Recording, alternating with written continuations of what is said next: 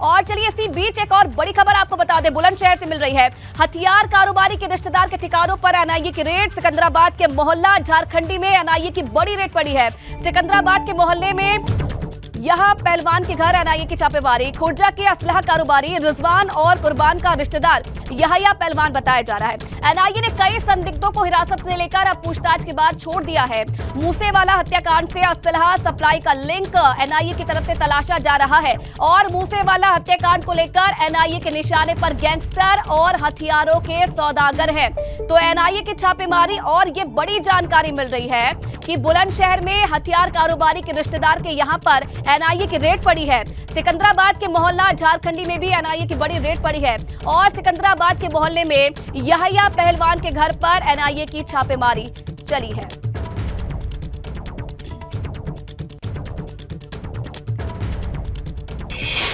और चलिए किस तरीके की हलचल है एनआईए के रेड के बाद, ज्यादा जानकारी देने के लिए इस वक्त विवेक त्रिपाठी संवाददाता लखनऊ से सीधा लाइव हमारे साथ जुड़े हैं और अविनाश तिवारी संवाददाता दिल्ली से सीधा लाइव हमारे साथ जुड़े हैं। अविनाश, सबसे पहले आपका रुख करना चाहूंगी, क्या इनपुट एनआईए को मिले थे जिसके बाद आज ये 8 राज्यों में कार्रवाई की जा रही है?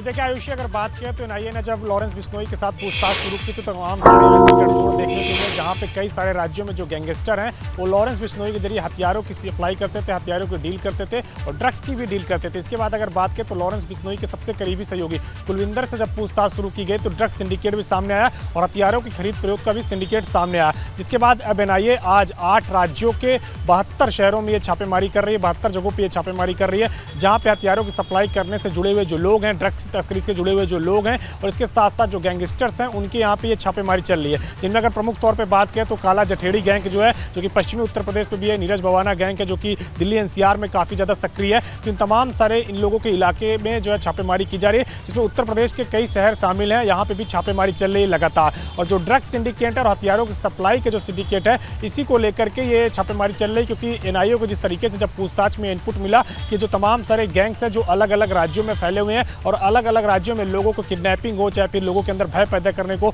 लोगों से उगाही हो, ये तमाम सारे कार्य करते हैं और वो लगातार हथियारों की जो है डिमांड करते हैं, हथियारों की सप्लाई करते हैं। तो उसी से मद्देनजर जो है अब एनआईए आज सुबह से ये छापेमारी कर रही है। सुबह 7 बजे से ये छापेमारी शुरू हुई है, जहाँ पे 8 राज्यों के 72 ठिकानों पे छापेमारी की जा रही है, जहाँ पे अलग अलग जो गैंगस्टर्स हैं उनके यहाँ पे छापेमारी चल रही है अभी भी। जी चलिए, लखनऊ से विवेक भी हमारे साथ जुड़े हुए हैं। विवेक, यूपी में भी कई जिलों में जो छापेमारी है वो इस वक्त चल रही है, किस तरीके की हलचल फिलहाल इस कार्रवाई के बाद देखने को मिल रही है और कौन कौन से जिले शामिल हैं जहां पर एनआईए की कार्रवाई इस वक्त चल रही है? देखिए, एनआईए राष्ट्रीय सुरक्षा से जुड़े मामलों में कार्रवाई करता है और ये ऐसा पहली बार है जब एनआईए हथियारों और ड्रग्स की सप्लाई के रैकेट के पीछे पड़ा हुआ है। और इसकी वजह भी आपको बता दूं, दरअसल 6 महीने पहले जब सिद्धू मूसेवाला की हत्या हुई थी उस समय पंजाब जेल में बंद गैंगस्टर लॉरेंस बिश्नोई का नाम आया था कि उसने हत्या कराई है। लॉरेंस बिश्नोई का नाम जब सामने आया और जो लोग पकड़े गए, जिनके इनकाउंटर हुए, तब बहुत सारे स्वचालित हथियार, पिस्टलें बरामद हुई थी। विदेशी पिस्टलें थी, ये कहाँ से आई, इस मामले में इन्वॉल्वमेंट आया एनआईए का। एनआईए इस मामले में 6 महीने से जांच कर रही थी। जो रूट एनआईए को मिला वो सबसे इम्पॉर्टेंट था, क्योंकि रूट था उत्तर प्रदेश का। नेपाल बॉर्डर से विदेशी असलहे और ड्रग्स आते हैं, पीलीभीत के जरिए एंटर करते हैं और पीलीभीत से आगे बढ़ाया जाता है। इस काम में लॉरेंस बिश्नोई के जो इंटरनेशनल प्लेयर्स हैं वो देश में, उन्होंने लॉरेंस बिश्नोई को ठिकाना दिया था, एक जिम्मेदारी दी थी और लॉरेंस बिश्नोई ने तमाम छोटे छोटे अपराधियों, गैंगस्टर और माफियाओं से गठजोड़ करके ये इंटरनेशनल रैकेट का भारत में, खासकर उत्तरी भारत के राज्यों में, पंजाब, हरियाणा, राजस्थान, दिल्ली, यूपी, इन पूरे राज्यों में इसका विस्तार किया और एक बड़ा रैकेट तैयार कर लिया। ये इतना बड़ा रैकेट हो चुका था कि 6 महीने से इसकी छानबीन करते करते एनआईए को अब सफलता मिली है, उस रूट को ट्रैक करने में सफलता मिली है जहां से असलहे आते हैं और यूपी से अलग अलग राज्यों में भेजे जाते हैं। इसमें बहुत सारे छोटे छोटे गैंगस्टर अपराधी के नाम आए हैं जिनकी धरपकड़ चल रही है। उत्तर प्रदेश में बहुत जगह पर, पीलीभीत का दिलबाग एक नाम सामने आया, जो दिलबाग जिसका बेटा पंजाब में एक अंतर्राष्ट्रीय स्तर का कबड्डी खिलाड़ी था, उसकी हत्या में वांछित था।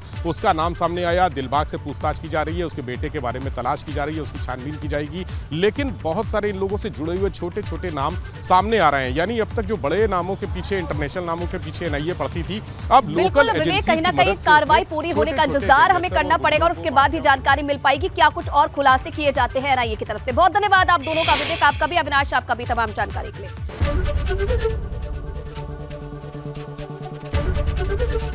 एबीपी गंगा, खबर आपकी, जुबान आपकी।